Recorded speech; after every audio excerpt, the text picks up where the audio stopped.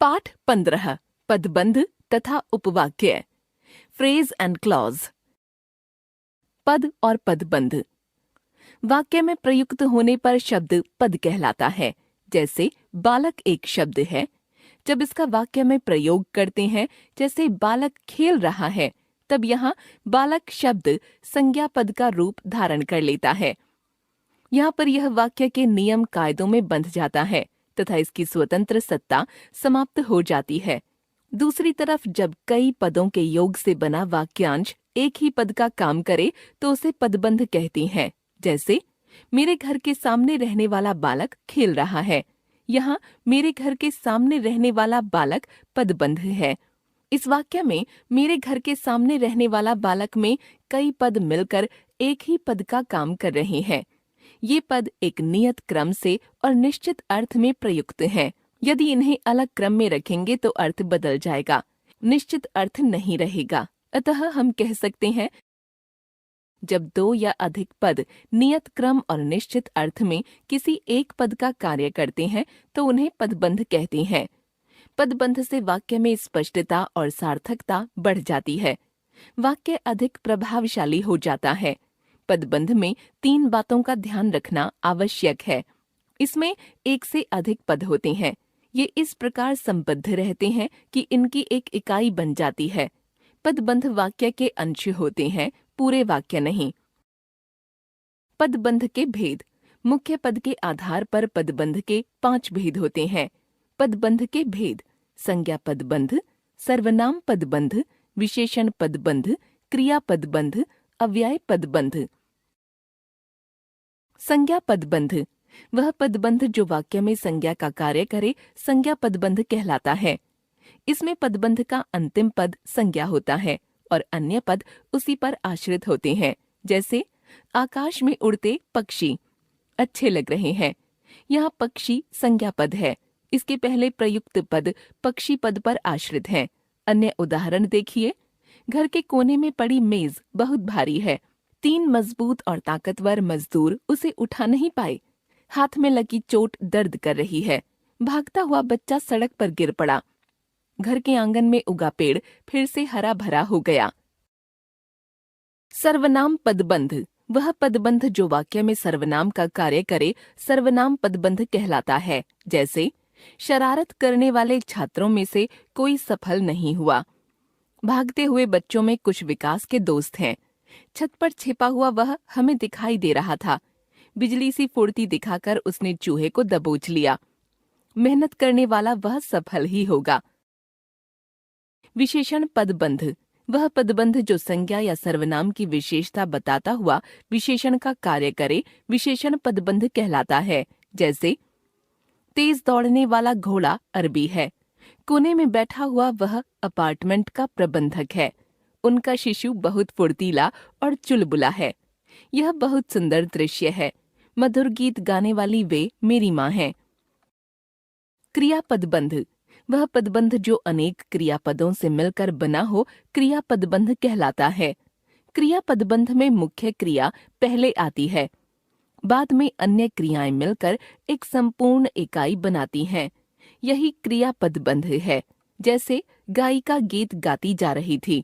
नानी अच्छी कहानियां सुनाती रहती हैं। अभी उजाला है, 2 घंटे और खेला जा सकता है। मुझे मेरी खिड़की से चांद दिखाई दे रहा है। धरती पर पानी कम होता जा रहा है। अव्यय पदबंध वह पदबंध जो वाक्य में अव्यय का कार्य करे, अव्यय पदबंध कहलाता है। इस पदबंध का अंतिम पद अव्यय होता है। जैसे वह सुबह से शाम तक सोती रही। यहाँ से वहां तक वकील साहब का घर है। वह गाड़ी बहुत धीरे धीरे चला रहा था। उमेश घर की ओर भागता जा रहा था। उपवाक्य ऐसा समूह जिसका अपना अर्थ हो, जो एक वाक्य का भाग हो और जिसमें उद्देश्य और विधेय हो, उपवाक्य कहलाता है। उपवाक्य के भेद। उपवाक्य के 2 भेद होते हैं। 1 प्रधान उपवाक्य, 2 आश्रित उपवाक्य। प्रधान उपवाक्य यह किसी दूसरे उपवाक्य पर निर्भर नहीं करता, बल्कि स्वतंत्र होता है।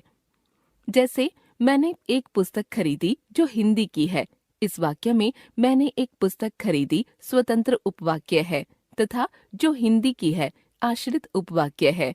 आश्रित उपवाक्य यह प्रधान उपवाक्य पर आश्रित होता है, जैसे जब वर्षा हो रही थी तब मैं घर पर ही था। इस वाक्य में जब वर्षा हो रही थी आश्रित उपवाक्य है तथा तब मैं घर पर ही था प्रधान उपवाक्य की सहायता से अर्थ प्रकट कर रहा है। यह 3 प्रकार का होता है। क संज्ञा उपवाक्य, ख विशेषण उपवाक्य, ग क्रिया विशेषण उपवाक्य। संज्ञा उपवाक्य जो आश्रित उपवाक्य प्रधान उपवाक्य का कर्ता, कर्म या पूरक बनकर संज्ञा के स्थान पर प्रयुक्त हो, वह संज्ञा उपवाक्य होता है। जैसे अध्यापक ने कहा कि कल छुट्टी है। महात्मा बुद्ध ने कहा कि संसार दुखों का घर है। उपर्युक्त वाक्यों में रेखांकित अंश संज्ञा उपवाक्य हैं। संज्ञा उपवाक्य की पहचान यह है कि इसके पहले की लगा होता है। विशेषण उपवाक्य जो आश्रित उपवाक्य प्रधान उपवाक्य के संज्ञा सर्वनाम की विशेषता बताएं, वह विशेषण उपवाक्य होता है। आश्रित उपवाक्य विशेषण की तरह प्रतीत होता है, जैसे यह वही सबीना है जिसने गीत गाया था, यह वही घर है जिसमें चोरी हुई थी। उपर्युक्त वाक्यों में रेखांकित अंश विशेषण उपवाक्य हैं। क्रिया विशेषण उपवाक्य जो आश्रित उपवाक्य मुख्य उपवाक्य की क्रिया के काल या स्थान आदि से संबद्ध विशेषता बताए, यानी क्रिया विशेषण की तरह प्रयुक्त हो, उसे क्रिया विशेषण उपवाक्य कहते हैं। जैसे जब परिश्रम किया है तो उसे सफलता मिली है। जहाँ मेरा विद्यालय है वहाँ आसपास काफी दुकानें हैं। उपर्युक्त वाक्यों में रेखांकित अंश क्रिया विशेषण उपवाक्य हैं। एक बार फिर से, नियत क्रम और निश्चित अर्थ में किसी पद का कार्य करने वाले 2 या अधिक पदों का समूह पदबंध कहलाता है। पदबंध के 5 भेद हैं: संज्ञा पदबंध, सर्वनाम पदबंध, विशेषण पदबंध, क्रिया पदबंध, अव्यय पदबंध। ऐसा पद समूह जिसका अपना अर्थ हो, जो एक वाक्य का भाग हो और जिसमें उद्देश्य और विधेय हो, उपवाक्य कहलाता है। उपवाक्य के 2 भेद हैं: प्रधान उपवाक्य, आश्रित उपवाक्य। आश्रित उपवाक्य के 3 प्रकार हैं: संज्ञा उपवाक्य, विशेषण उपवाक्य और क्रिया विशेषण उपवाक्य।